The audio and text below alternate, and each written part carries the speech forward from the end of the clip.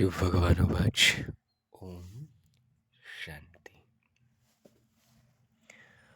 आज 6 फरवरी 2025 शिव बाबा के मधुर मुरली के महावाक्य है। मित्र बच्चे, पुरानी दुनिया के कांटों को नई दुनिया के फूल बनाना यह तुम होशियार मालियों का काम है। प्रश्न: संगम युग पर तुम बच्चे कौन से श्रेष्ठ तकदीर बनाते हो? उत्तर: कांटे से खुशबूदार फूल बनना यह है सबसे श्रेष्ठ तकदीर। अगर एक भी कोई विकार है तो कांटा है। जब कांटे से फूल बनो तब शतप्रधान देवी देवता बनो। तुम बच्चे अभी 21 पीढ़ी के लिए अपनी सूर्यवंशी तकदीर बनाने आए हो। गीत है तकदीर जगाकर आए हो। शिव भगवानुवाच। ओम शांति। गीत बच्चों ने सुना। यह तो कमन गीत है, क्योंकि तुम हो माली, बाप है भगवान। अब मालियों को कांटों से फूल बनाना है। यह अक्षर बहुत क्लियर है। भक्त आए हैं भगवान के पास। यह सब भक्तियाँ है ना। अब ज्ञान की पढ़ाई पढ़ने बाप के पास आए हैं। यह राजयोग की पढ़ाई से ही नई दुनिया के मालिक बनते हो। तो भक्तियाँ कहती है हम तकदीर बना कर आए हैं, नई दुनिया दिल में सजा कर आए हैं। बाबा भी रोज कहते हैं कि स्वीट होम और स्वीट राजाई को याद करो। आत्मा को याद करना है। हर एक सेंटर पर कांटों से फूल बन रहे हैं। फूलों में भी नंबरवार होते हैं ना। शिव के ऊपर फूल चढ़ाते हैं। कोई कैसा फूल चढ़ाते, कोई कैसा। गुलाब के फूल और अख के फूल में रात दिन का फर्क है। यह भी बगीचा है। कोई मोतियों के फूल है, कोई चंपा के, कोई रतन जोट है, कोई अख के भी है। बच्चे जानते हैं इस समय सब है कांटे। यह दुनिया है कांटों का जंगल है। इनको बनाना है नई दुनिया के फूल। इस पुरानी दुनिया में है कांटे, तो गीत में भी कहते हैं हम बाप के पास आए हैं पुरानी दुनिया के कांटे से नई दुनिया के फूल बनने। जो बाप नई दुनिया स्थापन कर रहे हैं, कांटे से फूल अर्थात देवी देवता बनना है। गीत का अर्थ कितना सहज है। हम आए हैं तकदीर जगाने नई दुनिया के लिए। नई दुनिया है सतयुग। कोई की बुद्धि में, कोई की सतु प्रधान तकदीर है, कोई की रजो तमु है। कोई सूर्यवंशी राजा बनते हैं, कोई प्रजा बनते हैं, कोई प्रजा के भी नौकर चाकर बनते हैं। यह नई दुनिया की राजाई स्थापन हो रही है। स्कूल में तकदीर जगाने जाते हैं ना। यहाँ तो है नई दुनिया की बात। इस पुरानी दुनिया में क्या तकदीर बनाएंगे? तुम भविष्य नई दुनिया में देवता बनने की तकदीर बना रहे हो। जिन देवताओं को सभी नमन करते आए हैं, हम ही सुदेवता पूज्य थे, फिर हम ही पुजारी बने हैं। 21 जन्मों का वर्षा बाप से मिलता है, जिससे 21 पीढ़ी कहा जाता है। पीढ़ी वृद्ध अवस्था तक को कहा जाता है। बाप 21 पीढ़ी का वर्षा देते हैं, क्योंकि युवावस्था में व बचपन में बीच में अकाल मृत्यु कभी होता नहीं।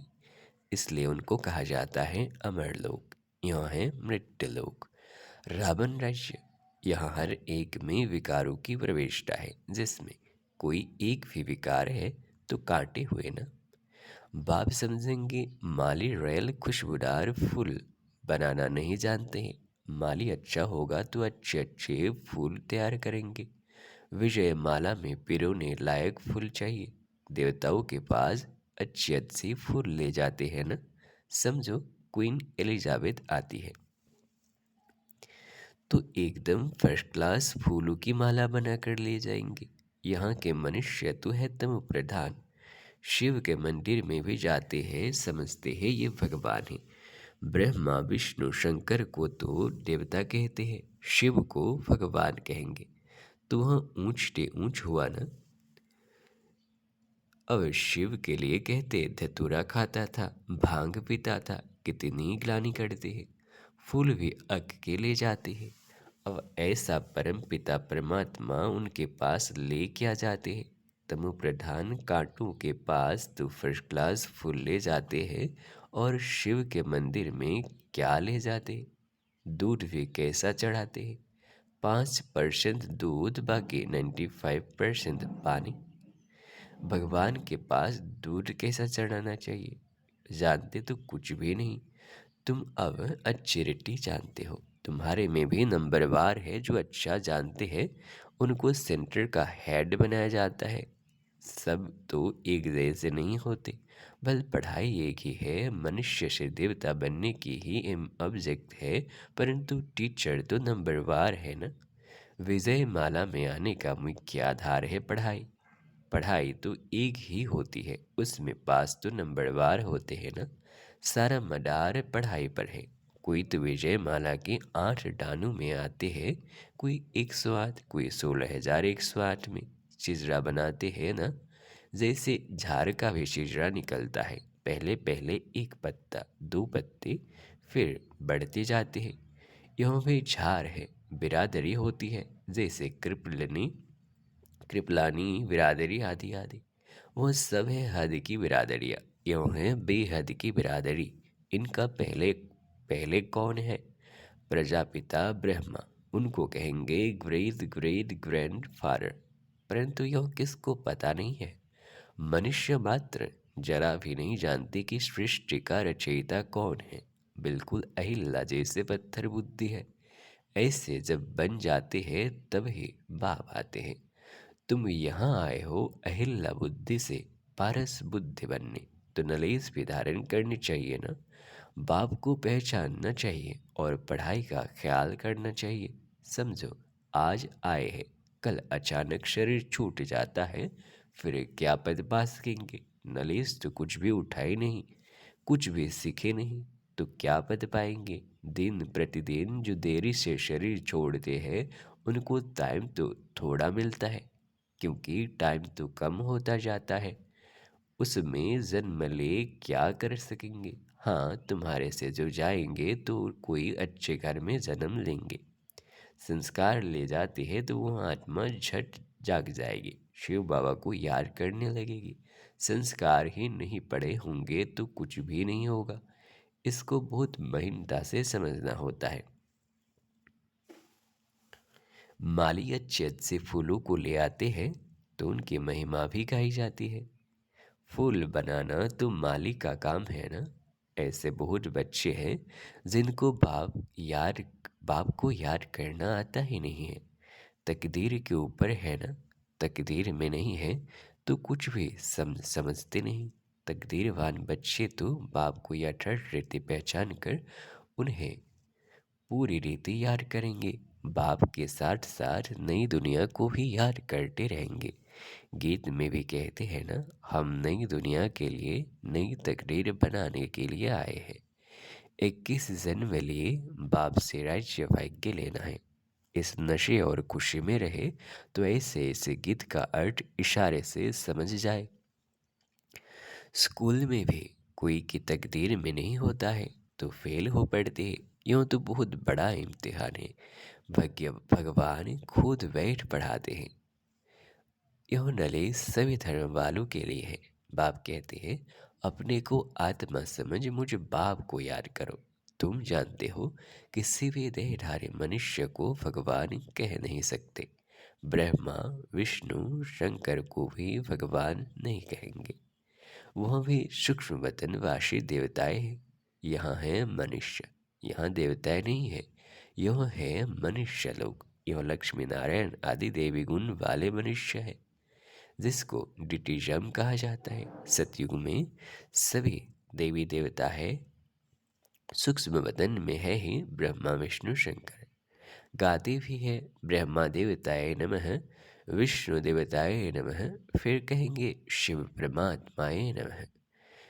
शिव को देवता नहीं कहेंगे और मनुष्य को फिर भगवान नहीं कह सकते।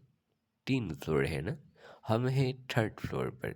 सतयुग के जो देवी गुण वाले मनुष्य है वही फिर आसुरी गुण वाले बन जाते हैं। अब माया का ग्रहण लगने से काले हो जाते हैं।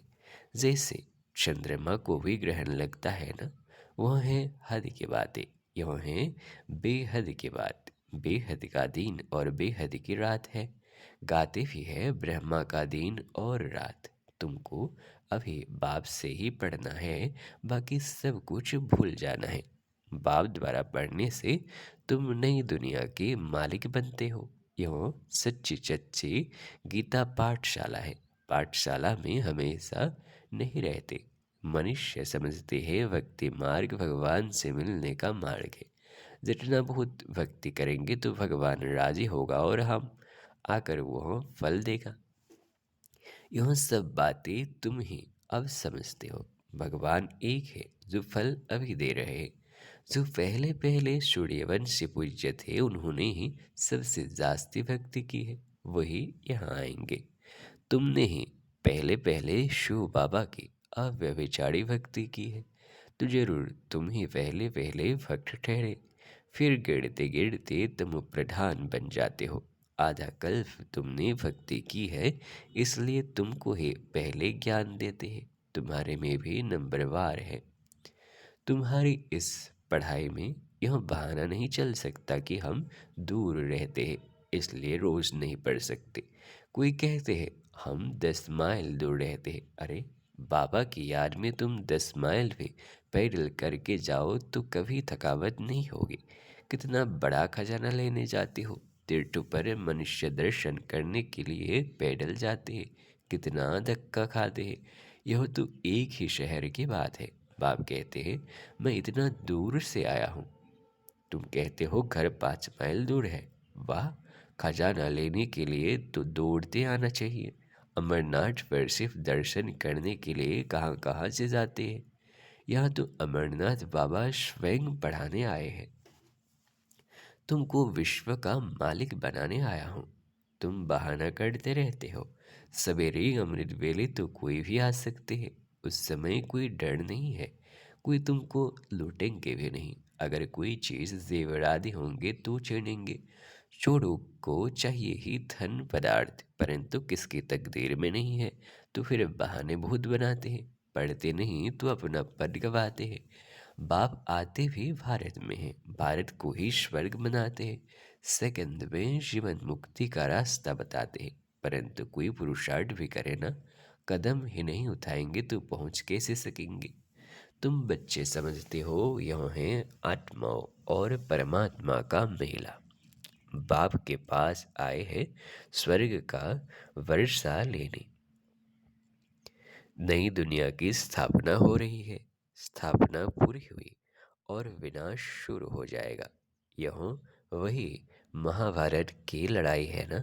अच्छा, मीठे मीठे सिकेलरे बच्चों प्रति माता पिता बाप दादा का याद प्यार और गुड मॉर्निंग। रूहानी बाप की रूहानी बच्चों को नमस्ते। हम रूहानी बच्चों की रूहानी बाप दादा को भी याद प्यार और गुड मॉर्निंग। नमस्ते नमस्ते नमस्ते। ठाने के लिए मुख्य सार एक, बाप जो ज्ञान का खजाना दे रहे हैं उसको लेने के लिए दौड़ दौड़ कर आना है। इसमें किसी भी प्रकार का बहाना नहीं देना है। बाप की याद में 10 माइल भी पैदल चलने से थकावट नहीं होगी। दूसरा है, विजय माला में आने का आधार पढ़ाई है। पढ़ाई पर पूरा ध्यान देना है। कांटों को फूल बनाने की सेवा करनी है। श्वेत होम और श्वेत राजाई को याद करना है। वरदान है, संगम योग के महत्व को जान, एक का अनगिनत बार रिटर्न प्राप्त करने वाले सर्व प्राप्ति संपन्न भव। विस्तार है, संगम योग पर बाप दादा का वायदा है 1-2 लाख लो। जैसे सर्वश्रेष्ठ समय, सर्वश्रेष्ठ जन्म, सर्वश्रेष्ठ टाइटल इस समय के हैं, वैसे सर्व प्राप्तियाँ, प्राप्तियों का अनुभव भी अभी होता है। अभी एक का सिर्फ लाख गुना नहीं मिलता, लेकिन जब चाहो जैसे चाहो जो चाहो बाप सर्विन रूप में बांधे हुए हैं।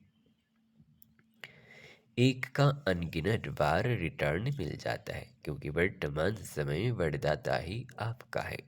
जब बीज आपके हाथ में है तो बीज द्वारा जो चाहो वो सेकंड में लेकर सर्व प्राप्तियों से संपन्न बन सकते हो। स्लोगान है, कैसी भी परिस्थिति हो, परिस्थिति चली जाए लेकिन खुशी नहीं जाए। अव्यक्त इशारे हेडलाइन, एकांत प्रिय बनो, एकता और एकाग्रता को अपनाओ। एकता और एकाग्रता यह दोनों श्रेष्ठ भुजाएं हैं कार्य करने की सफलता की। एकाग्रता अर्थात सदा निर्व्यर्थ संकल्प, निर्विकल्प।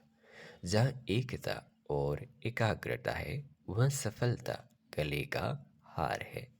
वरदाता को एक शब्द प्यारा है, एक व्रता, एक बल, एक भरोसा, साथ साथ एक मत, न मनमत न परमत, एक रस, न और कोई व्यक्ति न वैभव का रस, ऐसे ही एकता एकांत प्रिय। अच्छा, शिव बाबा याद है? ओम शांति।